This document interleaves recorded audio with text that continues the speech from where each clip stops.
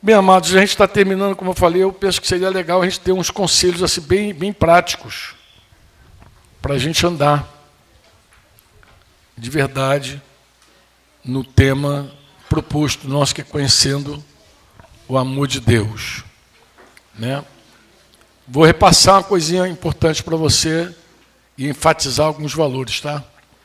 Eu falei já aqui que quando nós nascemos na carne, da carne e do espírito, do sangue, carne e sangue, na verdade, quando a gente nasce biologicamente, naturalmente, a gente tem um pai biológico, uma mãe biológica, né? Mas quando a gente nasce do espírito, Deus ele assume toda a responsabilidade sobre nós. Ele é nosso pai também. Assim como você tem um pai biológico, um pai natural, Deus ele assume a nossa paternidade. Ele diz a Escritura que ele nos adotou como filhos em Jesus Cristo. Talvez você não saiba o valor da adoção, como Deus vê a adoção. Mas a adoção, para Deus, ela é super poderosa, é um negócio muito tremendo. Só para você ter ideia, José, ele adotou Jesus, vocês sabem disso. Na verdade, José não é filho natural de Jesus, ele adotou. Concorda comigo ou não? Mas quando você vai estudar a genealogia de Jesus, a Bíblia não fala não chama a genealogia de Jesus em Maria, chama em José. Então a importância de José ter dito sim para aquele filho, Deus considerou, na verdade, a gente só pode dizer que Jesus é da tribo de Judá por causa de José. Porque José era da tribo de Judá. Então não era Maria da tribo de Judá, era José, o leão da tribo de Judá. Então a adoção tem essa força. Mas esse nosso Pai, ele dá graça. Como eu falei aqui, não dá graça para todos. Ah, como assim? Não é para todos, porque Deus resiste aos soberbos. E Deus dá graça aos humildes. Você lê isso, inclusive, em Tiago 4,6, tem um reforço lá, que diz que ele nos dá cada vez mais graça.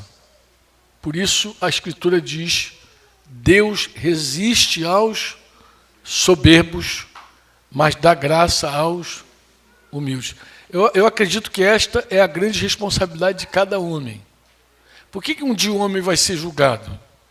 Se Deus é tão perfeito, tão bom, tão maravilhoso. Porque o homem, em algum momento da vida, ele escolhe a soberba e a humildade. Todo homem escolhe isso. Todo desafio da nossa vida, até na vida cristã, na carreira cristã, porque tem um monte de cristão que em algum momento ele trava, parece que está engasgado com a espinha de peixe. O bicho, coração incha, acha que sabe tudo, acha que já pode ensinar a todo mundo, já conhece tudo. Tem gente que é tão altivo, depois da fé, que é capaz de achar que vive sem igreja. Não precisa de igreja não, meu irmão. Cristo em casa está ótimo. Tu vê que a pessoa é totalmente ignorante à própria palavra de Deus. Totalmente oposto ao que Deus manda. É tão impressionante, já vi gente dizer assim, não, mas eu amo Jesus, eu quero Jesus, eu estou com Jesus, Jesus é bom. Tá legal, mas você obedece Jesus? Não. Porque se o cara parar para ouvir Jesus realmente, ele está fazendo algo totalmente oposto. Parece aqueles incrédulos, que quando você prega o evangelho para ele diz assim, não, eu creio que Jesus é um profeta.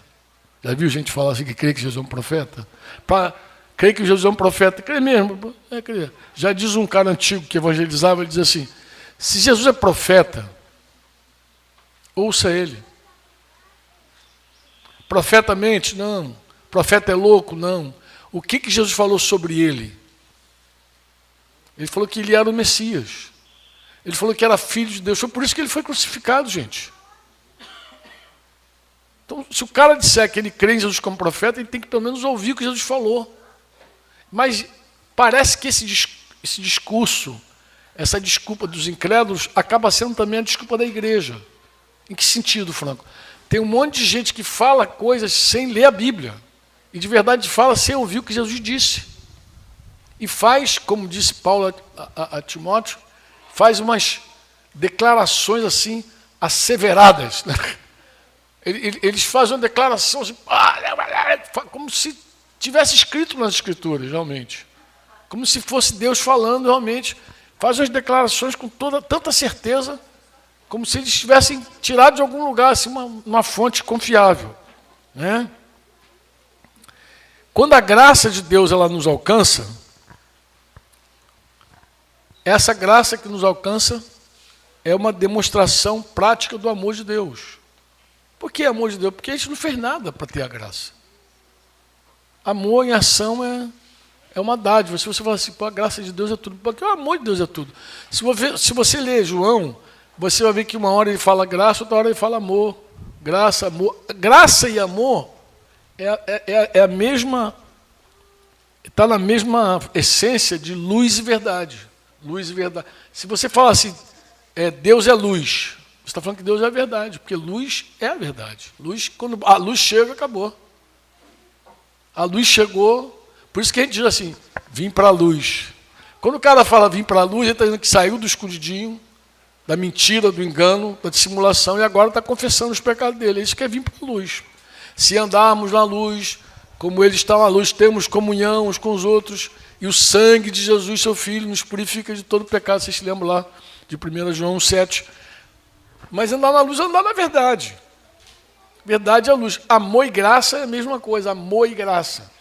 O que é a graça? A graça é o amor em ação. A graça que salva a gente.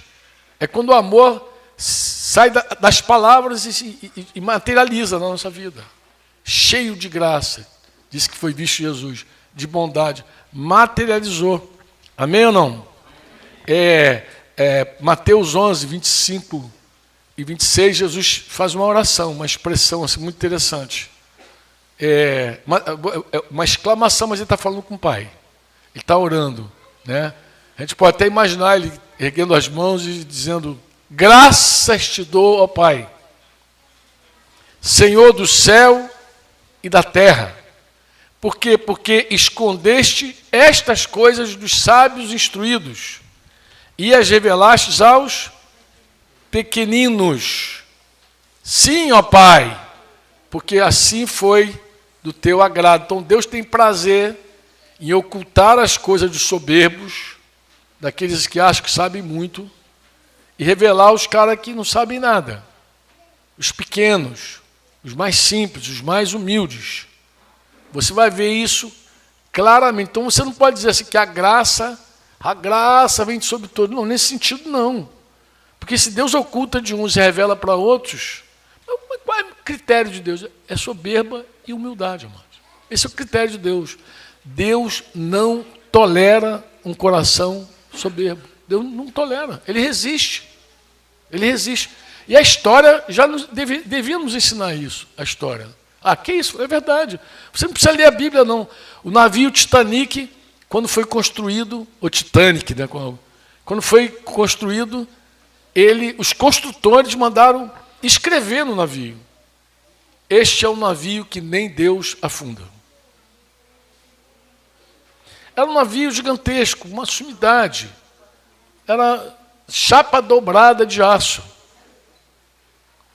Aí um navio desse, que nem Deus afunda, inaugurou com a sua primeira viagem e foi uma multidão. Era um negócio colossal demais. E lá estava também, lá na primeira classe, também estavam os construtores do navio, também estavam os investidores, estava tudo na primeira classe do navio. Na primeira viagem daquele navio, aí vocês dizem, o que afundou o Titanic? Bem, o que afundou? De verdade foi a soberba. Mas, porque Deus resiste ao soberbo. Deus dá graça aos humildes. O que afundou realmente foi a soberba. Mas, quando você olha assim, o que Deus usou? Foi água em estado sólido. Foi como se Deus passasse a unha dele no casco do navio, fez um rombo de 80 metros no costado do navio, com água, com iceberg, com gelo, no aço, dobrado, e o navio. Alguns homens da primeira classe não foram salvos porque não quiseram ser salvos. Como assim, Fran? Olha o tamanho da soberba humana. Olha o tamanho da soberba humana. Como era a primeira classe, a prioridade era tirar aquelas pessoas da primeira classe. Os mais ricos são salvos primeiro, os pobres vêm depois. Essa é a regra do mundo. Só que eles não concebiam sair daquela situação num barquinho, num bote. Era muito humilhante. Então o que eles preferiram? Morrer. Aí tu fala assim, não, amado. Quando a bolsa em 1929, explodiu lá, houve a quebra da bolsa, lá, você lembra da história? Vários... Oi? Auschwitz, tu é intelectual, hein, cara? Auschwitz, não, tem uns cheios de pano que não são mole, não, tem uma cabeça... Não é grande só para dizer que é grande, não é grande, tem um HD bom. Auschwitz, amado meu, quando aquela bolsa detonou, foi um dia de muitos suicídios. Aí você diz, mas de quê, Franco? Porque alguns homens que eram ricos se tornaram pobres. E entre ser pobre de novo, o cara fez uma escolha. Eu prefiro o quê? Morrer. Não aceito ser pobre. Vários. Eu acho que tem até videozinho, porque aqueles vídeos antigos lá, o pessoal se atirando da janela dos prédios. Os prédios poderosos, meio que os caras se jogando. Parecendo até... eu já vi vídeo antigo lá, gravado, naquela época de 1929, já tinha câmera.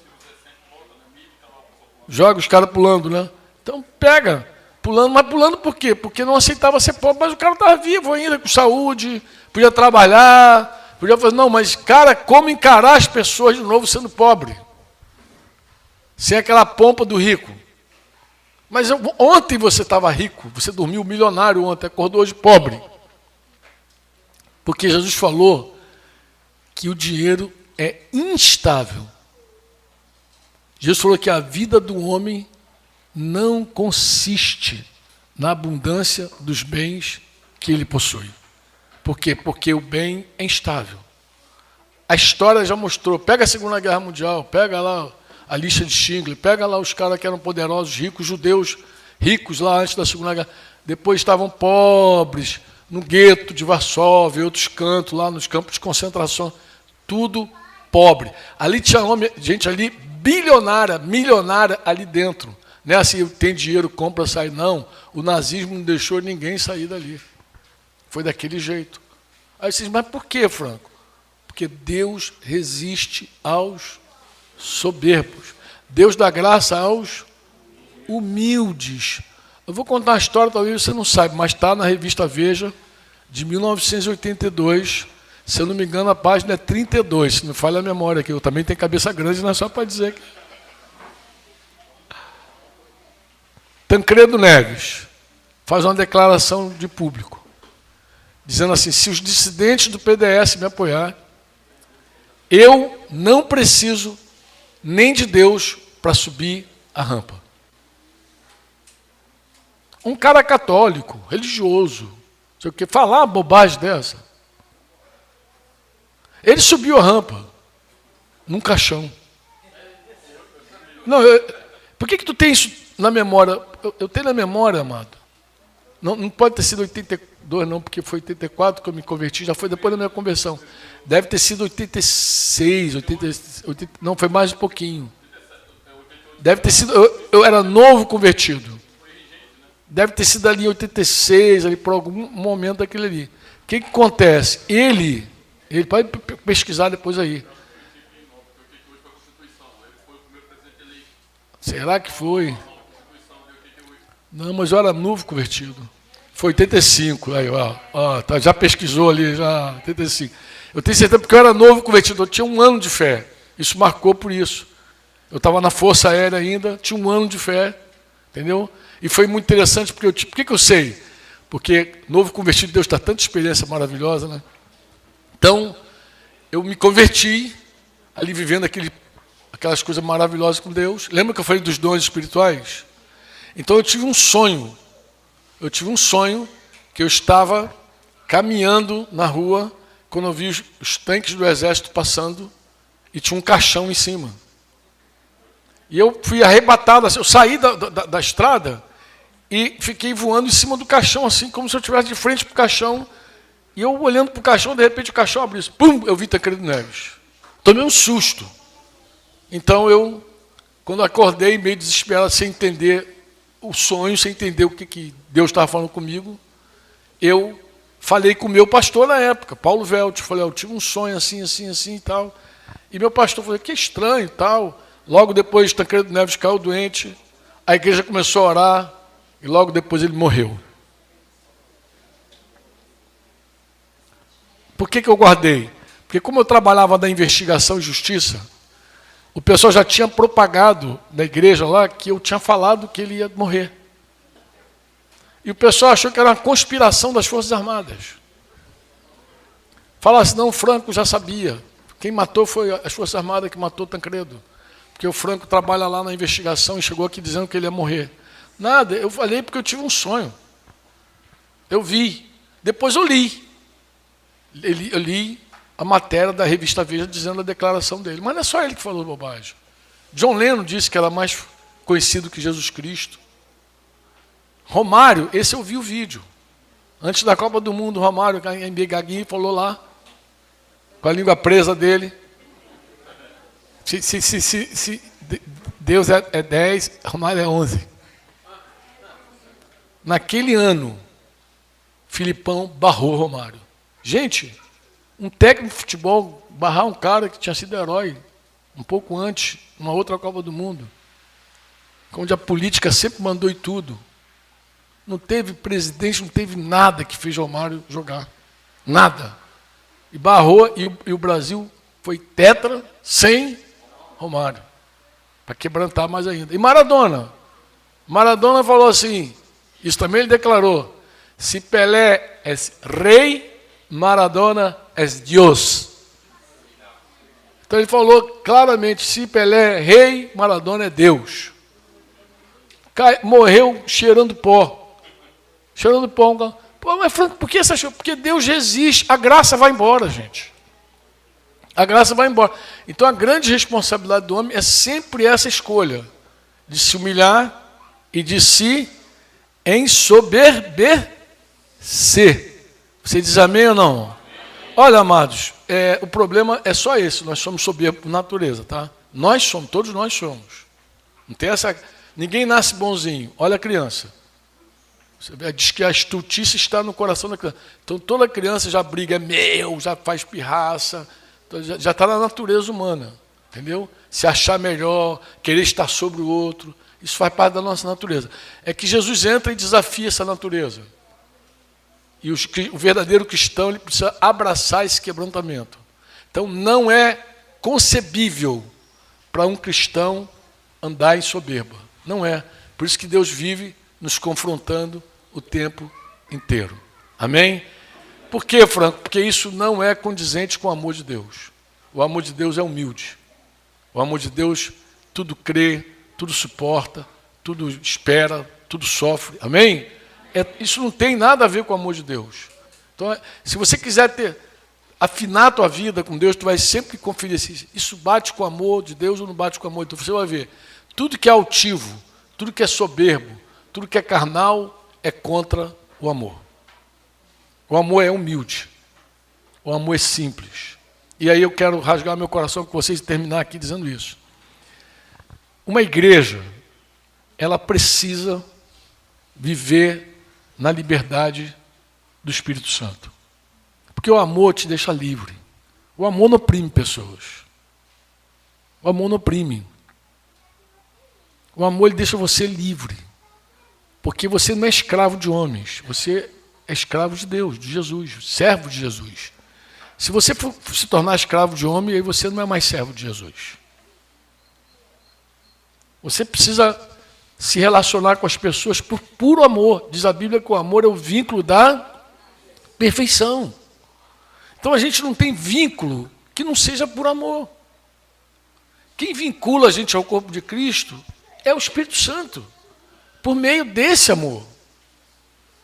E os irmãos precisam ter essa graça, essa liberdade no Espírito Santo de amar e ser amado e se mover nessa liberdade do Espírito Santo. É muito ruim quando você faz algo constrangido. Mas constrangido não pelo amor, constrangido por outra coisa. Nem Deus aceita o apacento constrangido. 1 Pedro 5. vai dizer que, quando Pedro escreve aos pastores, assim, ó, pastoreio o rebanho de Deus. Não, primeira frase, não constrangido. Por quê? Porque constrangido é forçado, não é uma coisa mais voluntária, não é uma coisa mais amorosa, não é uma coisa mais de boa vontade. Ninguém que é constrangido tem boa vontade. Eu vou dizer qual é a melhor reunião da igreja. A melhor reunião da igreja é aquela que as pessoas vão por amor, por desejo de rever os irmãos. Aquela alegria gostosa. É muito ruim quando as pessoas começam a colocar uma obrigação em você, um jugo com a coleira. Agora tu tem que... Por que tu não veio, seu maldito? Rapaz, isso não tem nada a ver com o amor de Deus, gente. Sabe o que é nada? Nada. João Batista começou a pregar no deserto, cara. O povo amava tanto a palavra daquele cara que junta. Você já imaginou o cara sair de um lugar maneiro e ir para o deserto ouvir um profeta? Um profeta baixando o sarrafo nos caras por cima. Arrependam-se, raça de víboras. Mas imagina, os caras iam ouvir João Batista. Vinham ouvir João Batista no deserto. Mas ele era cheio do Espírito Santo, mano. Quem resiste ao Espírito Santo? Quem resiste ao Espírito Santo? O Espírito Santo estava ali. E o Espírito Santo era com aquele homem. E ele era cheio de Deus. E ele falava, as pessoas iam para lá para ouvir, pô. E cada vez mais é mais gente ouvir. Então não tem nem aquele endereço pompa. Amado, ó, não tem endereço pompa. Se o Espírito Santo mover na tua vida, onde você estiver, as pessoas se juntam. Sabe por quê? Porque você se torna uma fonte a jorrar para a vida eterna. E onde tem fonte, as pessoas querem beber, pô. Onde o Espírito Santo está, quem não quer estar? Quem não quer estar? Como é que tu vai impedir as pessoas de beber da água? Tem que estar jorrando vida. Eu quero vida, pô. Então, a reunião boa da igreja, essa reunião onde os irmãos têm essa liberdade, esse amor. Porque a igreja ela se manifesta de 3 formas. O relacionamento da igreja. No individual, 1 a 1. Paulo diz, eu como um pai, sentei com cada um de vocês. Cada um, como assim? Igreja tem aquela hora do 1 a 1. De você sentar com um. Como assim, Franco? Face to face, cara a cara. Olho no olho. 1 a 1. Você precisa disso. A igreja precisa. Igreja não é prédio, você já sabe. Mas o que é a igreja, então? A igreja é uma família. E como família tem a hora do 1 a 1. Então, tenha o teu 1 a 1. Prima por isso. Diga assim, não, eu preciso ter 1 a 1. Eu não posso ficar só de reunião de grupo pequeno ou de reunião grande. Eu preciso ter o meu 1 a 1. Eu preciso sentar, abrir meu coração, confessar meus pecados. Isso é igreja, confessar os vossos pecados uns aos outros, e orar uns, para quê? Para ser curados. Tiago 5,16. Então, você tem o teu momento de 1 a 1, pô. Sentar com o irmão, conversar, abrir teu coração, tua irmã. Você tem que ter aquela tua pessoa que você diz, pô, fulano me apacenta, cuida de mim, me ouve, eu derramo meu coração. 1 a 1 é muito importante. Outra coisa que a gente precisa, momento privado. Como assim, momento privado? A igreja também precisa ter expressão na casa. Paulo falou assim, quando saiu de Éfeso, está lá no capítulo 19 e 20 de Atos dos Apóstolos, quando Paulo chega em Éfeso e começa a obra em Éfeso, mas quando ele se despede de Éfeso, 3 anos depois, ele vai dizer para os pastores, olha, eu nunca deixei de anunciar a vocês coisa boa. Eu dei todo o conselho de Deus para vocês. Aí ele falou, eu falei tudo com vocês publicamente. Diga comigo, publicamente. Diga de casa em casa. Então, publicamente, de casa em casa. Todo mundo tem vida privada e vida pública. Todo mundo tem. Então, a igreja, ela também tem o publicamente e o de casa em... E eu já agreguei aqui 1 a 1. Então, você tem... no mesmo capítulo 20, você vai ler Paulo falando sobre publicamente, de casa em casa. Depois ele falou 1 a 1. Passei noites com vocês, chorando, pessoalmente, com cada um de vocês, falou ele. Então, com cada um. Então, ele teve aquele momento de pai e filho, de olhar no olho, arguir, perguntar, ouvir, como é que está assim? Você está triste porque eu te vi hoje. É assim ou não é? Você não olha quando alguém está triste no meio da igreja? Tu tem percepção, não tem? Aqui, nesse retiro nosso aqui, duvido que você não tenha discernimento. Bate o olho, de repente, no olhar de alguém assim, pô, fulano está triste. Por quê? As pessoas demonstram. Foi aquilo que eu falei, a gente reflete aquilo que a gente está olhando e vendo. Poxa, fulano está tão alegre, está tão vivo, mas tem gente também preocupada. Gente que está aqui, mas está com a cabeça fora daqui, com preocupações financeiras, sei lá, parentela, a tia da touca faleceu ontem. Você vê, às vezes a pessoa está aqui, mas está com a mente, minha tia, será que está bem e tal. Então as pessoas sofrem. Nessa hora, a igreja tem que ter ação mesmo, chamar, puxar para perto. Está tudo bem? Senta aqui, vamos conversar. Amém ou não? O grupo pequeno na casa é uma delícia, gente. Você diz amém ou não? É uma delícia, relacionamento em casa, igreja na casa. Deus multiplica, Deus abençoa a igreja na casa. Mas também a igreja tem expressão pública. Ela também tem reuniões onde qualquer pessoa pode entrar e ver. Então é bom ter uma expressão pública. É bom você ter uma hora que você junta a cabeçada toda. Vamos lá, galera. Aqui em Pôr da Folha eu gosto de ir para a rua. Quando eu estou aqui, eu chamo os irmãos, vamos lá para o açaí. Lá a gente senta, conversa, ou então na outra praça que tem lá atrás. Praça do Boi, não. Tanque Novo. Estou conhecendo mais Pôr da Folha que os buraqueiros, tá mole não. Do Boi, não é do Boi não, é do Tanque Novo. Então assim, lá na Praça do Tanque Novo, a gente senta lá e conversa e toca. A gente tem uma expressão pública. Qualquer pessoa pode sentar ali e assistir. Nossa conversa, nossa oração, nossa palavra. Né? O amor que guia a nossa vida no 1 a 1 deve presidir o nosso ajuntamento em casa. E deve se expandir até a rua. Até a casa das pessoas. Isso é o normal da igreja. Isso é o normal. Nós aprendemos no 1 a 1, aprendemos de casa em casa, aprendemos publicamente. Nós ensinamos no 1 a 1, eu digo nós, todos vocês, eu e você. Nós ensinamos no 1 a 1, nós ensinamos de casa em casa, nós ensinamos publicamente, todos nós. Nós ministramos. Seria bom se cada músico tivesse essa prática mesmo de sentar só com Jesus. E tocasse e cantasse só para Jesus. De verdade. Porque quando você faz só para Jesus, você consegue abençoar todo mundo depois. Se você só faz para esse pessoal que está aqui e não faz para Jesus, o povo aqui sente maior diferença. Porque você precisa ter vida com Deus mesmo, devocional, de ministrar o Senhor, coisa e tal. Ministrar. E quando tiver entre os músicos, também ter os músicos para tocar só entre vocês. Só para ministrar de verdade entre vocês. Não ser uma exibição. Eu lembro a história de um coral famoso, que ficou famoso, né? Porque tudo começa simples. O problema é que quando é simples é bom, ganha fama, né? E aí depois a fama é que atrapalha o negócio. Mas aí o coral começou a ser convidado para tudo que é lado, tudo que é lado, tudo que é lado. E o pastor que regia aquele coral, ele ficou preocupado com aquele vai e vem do coral. E um dia ele marcou uma visita num grande templo, num prédio suntuoso lá da região dele, e chamou o coral para ir lá cantar. E o coral foi, isso é história verídica.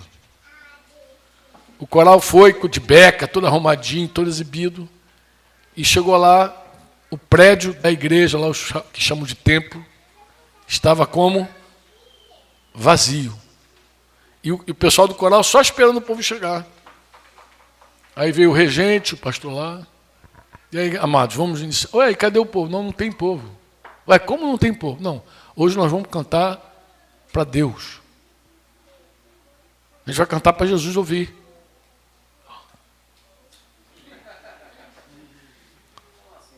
Como assim? Como assim? Cantar para Jesus ouvir. Mas e qual é o canto que não é para Jesus ouvir? A gente está cantando para se exibir ou está cantando para Jesus ouvir? É para adorar a Deus ou para o homem aplaudir? Porque se quer ser aplaudido, vai lá para a banda de fuzileiro, não vai lá, vai tocar lá, vai. Para a orquestra sinfônica, vai. Se é aplauso humano, se é glória humana. E a gente fica dividido entre os aplausos de Deus e o maestro dos maestros, Jesus, que está regendo a nossa vida o tempo inteiro.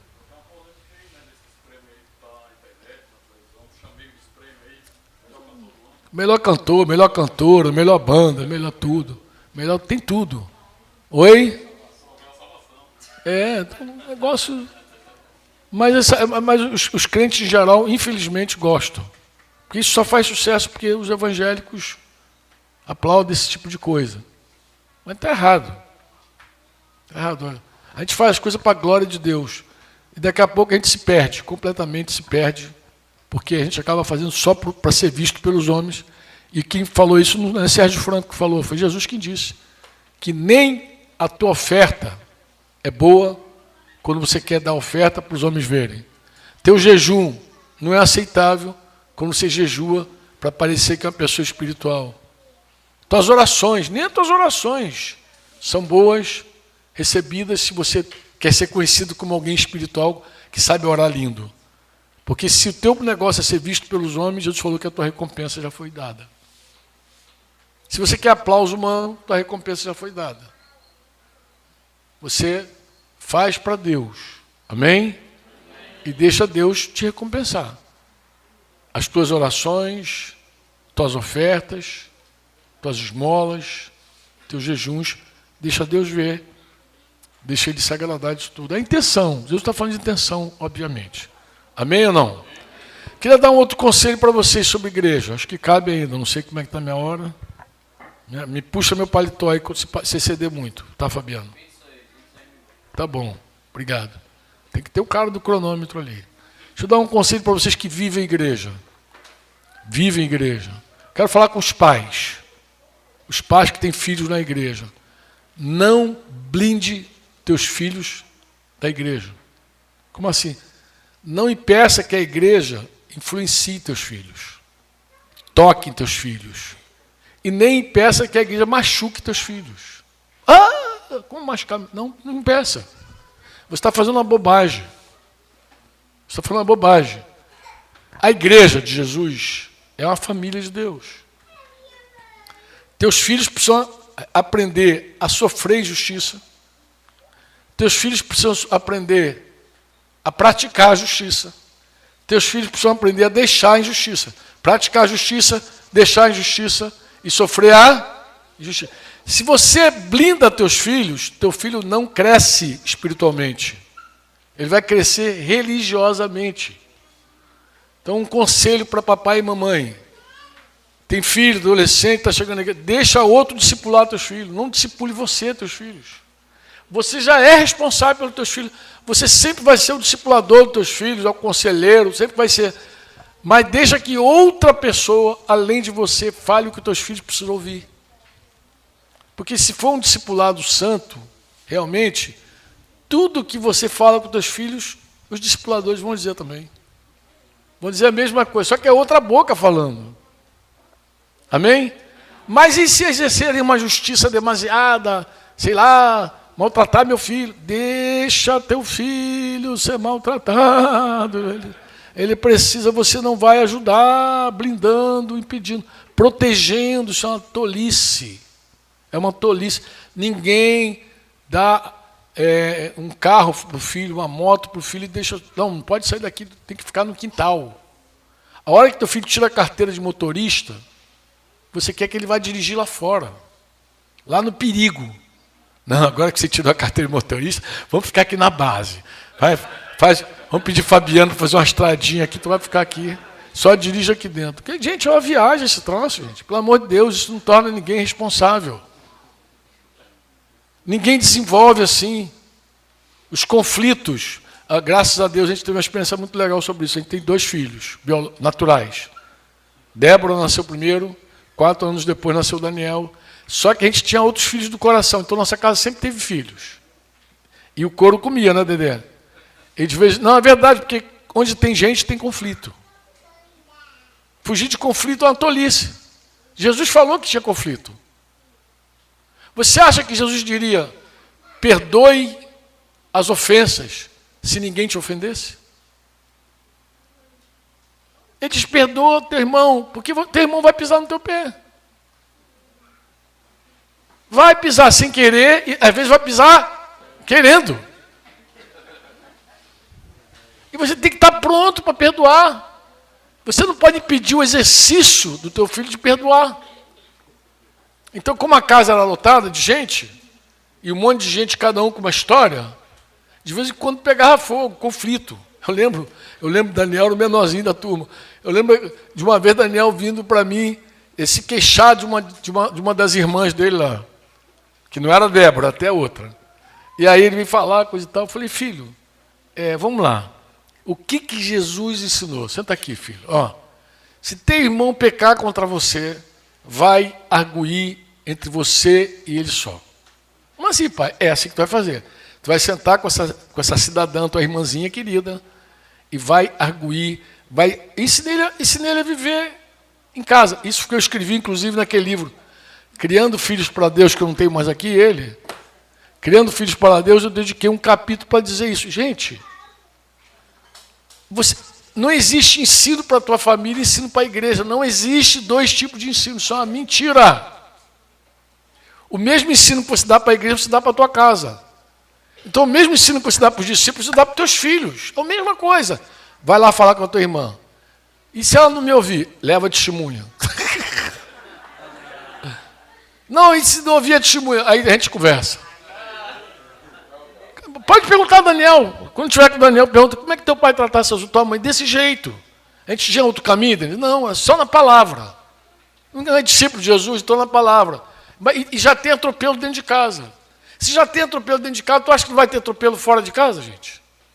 Se naquele grupinho lá de 6, 8, sei lá quantos que a gente tinha lá em casa, lá, né, tinha uma hora que estava mais lotado, tinha gente que estava menos lotado, teve até chileno morando lá. Tinha até uns chilenos perversos pra caramba, né, Denise?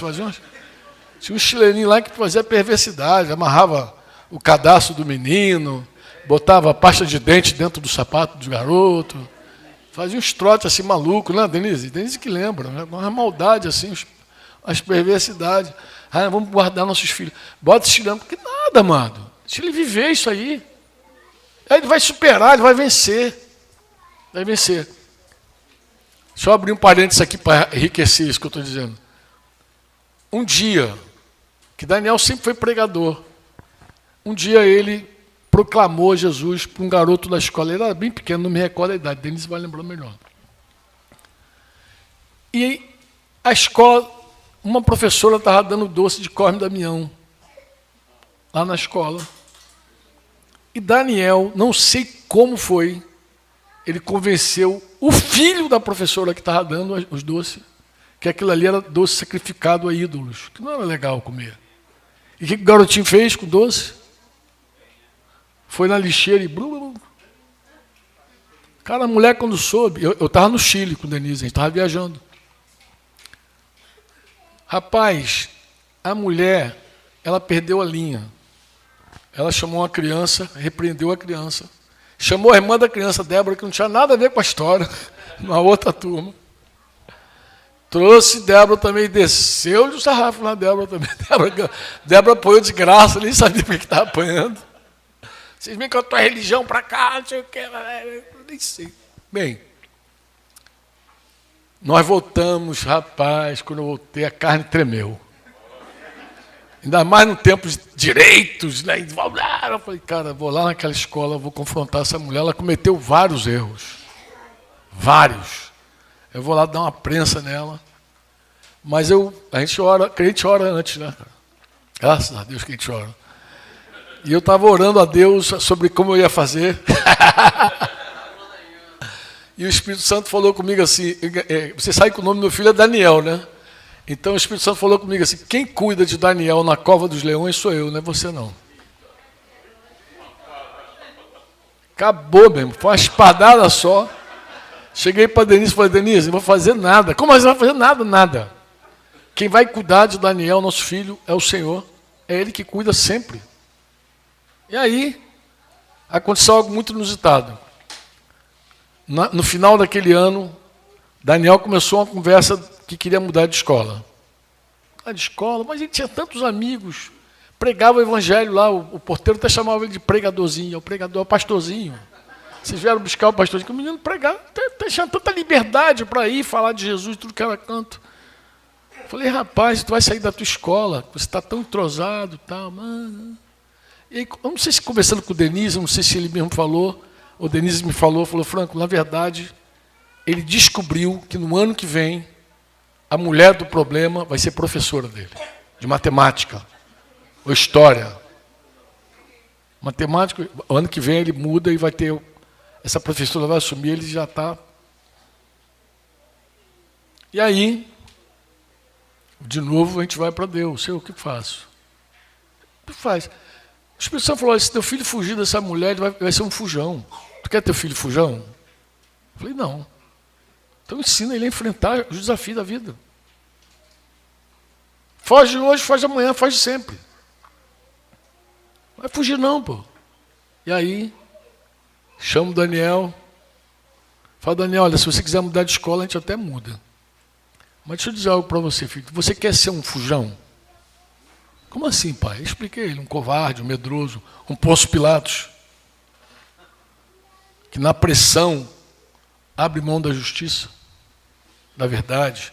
O que você quer? Ah, não, pai, eu quero... Você acha que um discípulo de Jesus foge? Não. Então é o seguinte, filhão. Meu conselho para você é ficar na escola e enfrentar a professora. E foi o que ele fez.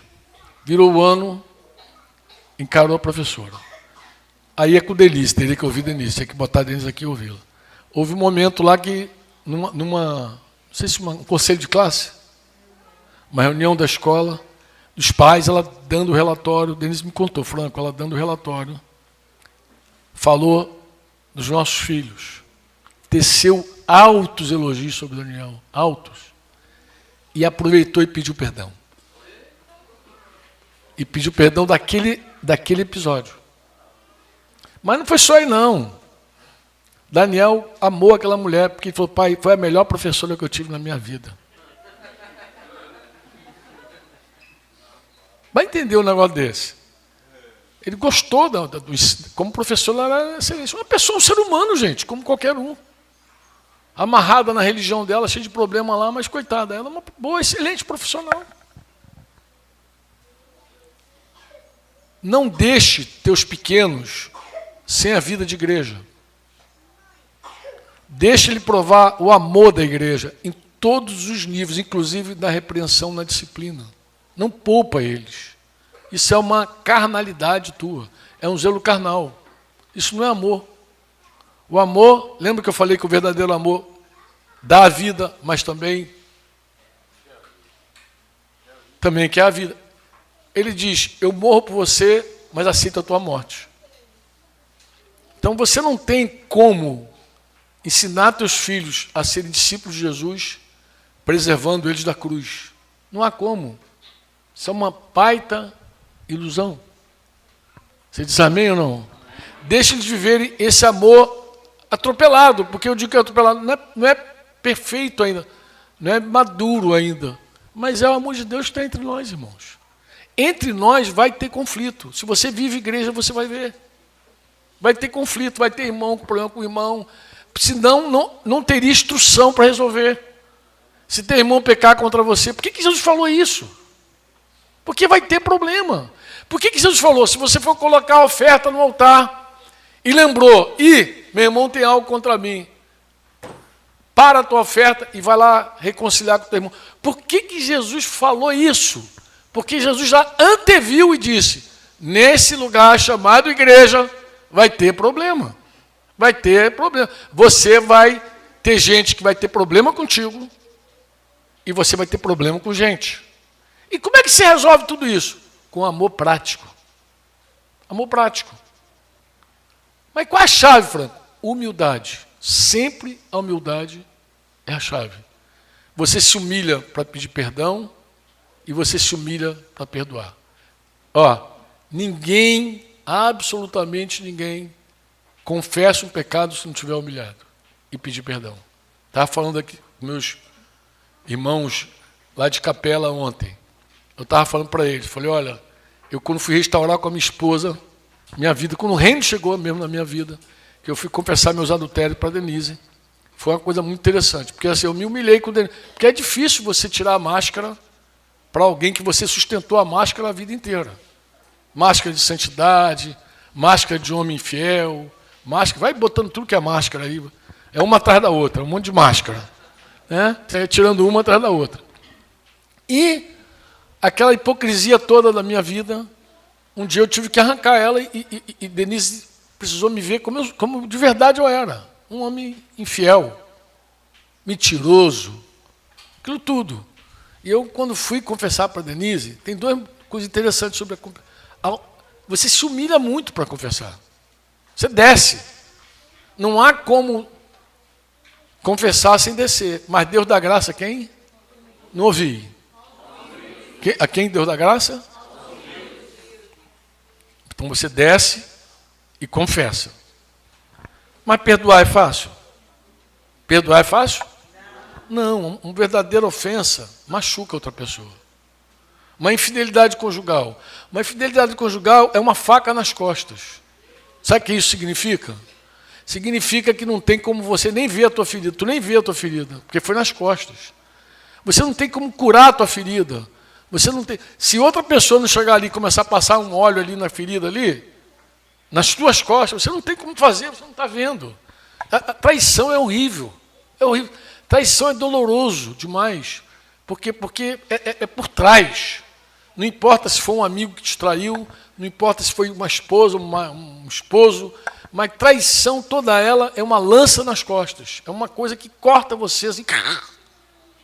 É uma covardia a traição. Porque você dá as costas para a pessoa confiando na pessoa, e a pessoa pega uma faca e enterra a faca nas tuas costas.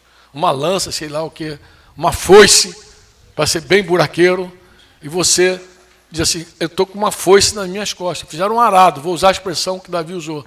Fizeram um arado nas minhas costas, ou seja, meteu aquelas garras do arado assim e rasgou. Ele fala assim, fizeram sulcos nas minhas costas.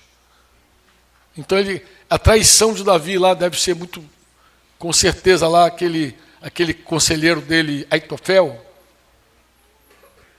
que traiu ele, que foi para o lado do filho dele, Absalão. Ele falou, você comia a minha mesa. Cara, ele não esperava nunca daquele cara, aquela traição. Mas ele também ele tinha feito mal para Aitofel também, depois a gente conta. E assim, ele rasgou minhas costas, arou minhas costas. Então a ferida é difícil.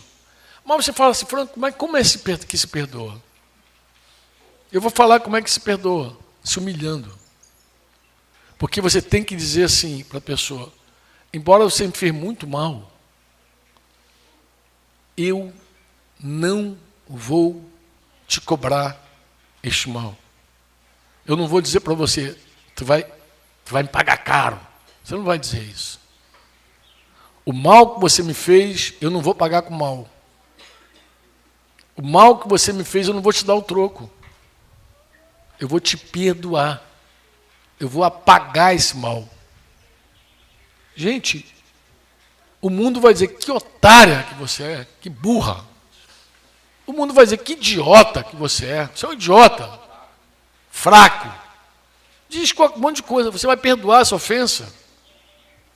Você vai perdoar essa ofensa?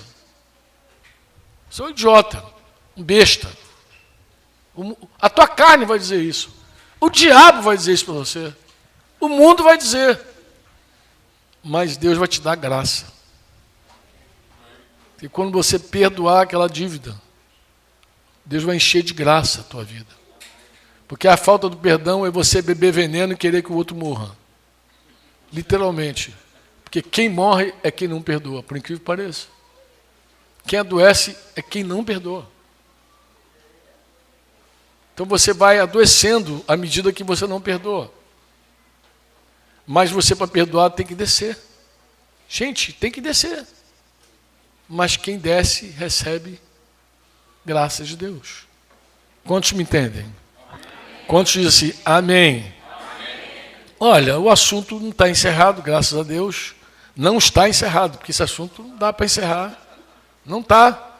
Talvez eu volte de janeiro e aí, quem sabe, lá no TM de janeiro, a gente conclui o assunto, vai deixar Israel esperando até janeiro. A gente conclui lá. Não está encerrado. Esse assunto é um assunto longo. Mas eu queria deixar aqui com vocês um ponto, uma reflexão. Uma reflexão. Amém? Que reflexão, Franco? A gente precisa orar para compreender o amor de Deus. E compreender o amor de Deus na altura, na profundidade, na largura, tudo que é dimensão. Tudo que é dimensão. Amém? Confiar nesse amor. Confiar nesse amor. Eu falo para os irmãos, Não aprisione os discípulos, Jesus. Não obrigue eles a nada. O discípulo não é obrigado a nada. Eu falo para os pastores assim, ó, quando um discípulo abrir o coração para você, agradece o discípulo e diz obrigado por ter confiado a mim em teu coração. Porque ele não é obrigado a nada. Quando um discípulo abre o coração para o pastor, é um prêmio, é uma bênção. Significa que ele está confiando na pastora, está confiando no pastor. Porque ele não é obrigado a fazer. Nós não somos obrigados. Fazemos por amor, por confiança, por humildade. É isso que move, que deveria mover a igreja. Esse ambiente de quebrantamento, humildade, amor, que deveria nos mover. As nossas reuniões deveriam ser encontros ágape. Era assim que era chamado o encontro da igreja no começo. Vocês sabem disso, né? Encontro ágape. Vocês sabiam disso, não? Sabiam, não? Não. A primeira igreja, a igreja do início, historicamente falando, ela tinha uma celebração, um encontro da igreja. Esse encontro da igreja, que a gente chama de culto, eles chamavam de encontro ágape. Tu sabe o que é ágape, não sabe? Amor. Encontro ágape era encontro amor. Era o momento de amar. Então ninguém ia com má vontade, ninguém ia porque estava obrigado, porque não, eu tenho aqui um compromisso, eu tenho que ir, puxa vida, não queria ir, mas vou. Ninguém ia assim. As pessoas iam por amor. Gente, para pensar o que é um encontro e as pessoas amam estar ali. Amam. Amam, para pensar. Ama rever os irmãos. Mesmo que seja para dar um abraço, um beijo, um cascudo. Você não sabe o que é cascudo não, né, Juta? Sabe? Nem que seja para estar abraçado junto, ter comunhão, comer um pão, orar junto, orar, tocar uma viola, louvar o Senhor juntinho. Amém?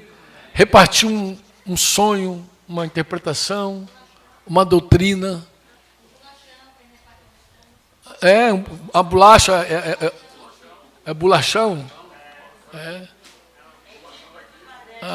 Tem um bolachão. Isso é uma linguagem boa, esse bolachão. É que lá pro carioca, bolachão é um bolachão. Assim, pá!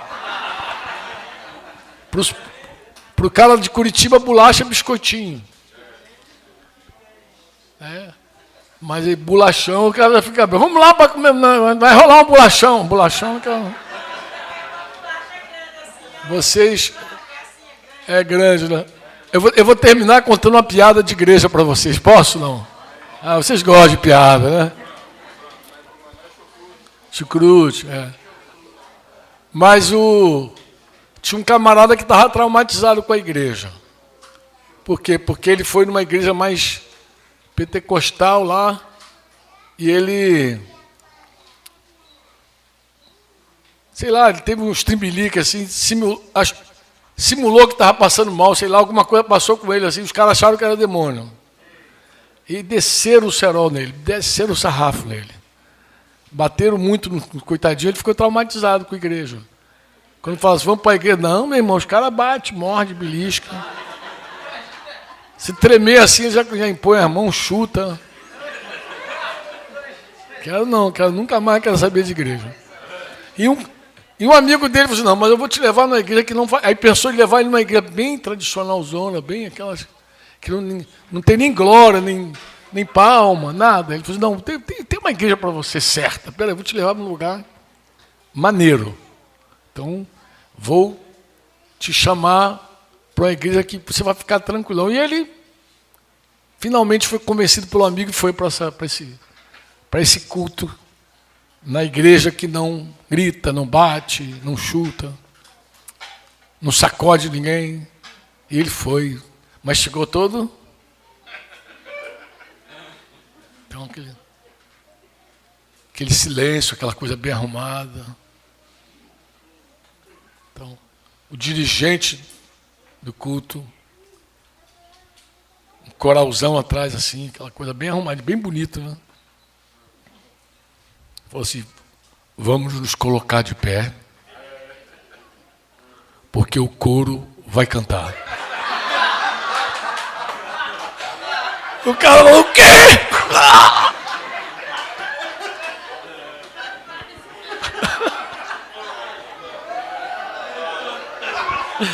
Eu estou fora.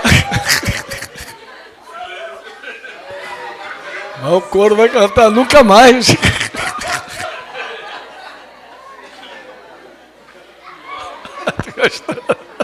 Tu já está imaginando.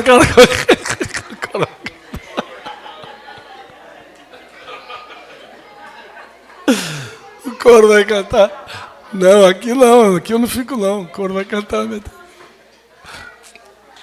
Mas falando de igreja, terminando, eu queria dizer isso para vocês. O amor de Deus, ele precisa ser compreendido. Amém? Nos nossos acertos e nos nossos erros também. Eu dizia hoje para o meu amigo Douglas, eu falei, Douglas, é muito interessante, porque a gente, quando é pai, e um dia você vai ser, e se você for zeloso com teus filhos, em algum momento você vai errar, porque não tem pai que não erre. Por mais que ame, erra. E excede em algum momento. Mas exceder significa que você está fazendo algo. Né? É mais fácil você corrigir quem está fazendo do que quem não está fazendo nada. Então, se você cruzar o braço e não fizer nada, talvez ninguém te repreenda. Mas você não fazer nada, você não cresce. Você não desenvolve. Corrigir quem está andando é melhor. Você freia quem está em movimento. Quem está parado não precisa de freio. Uma pessoa que não faz nada não precisa nem de domínio próprio. Porque domínio próprio é para quem tem alguma coisa para fazer, algum poder para fazer.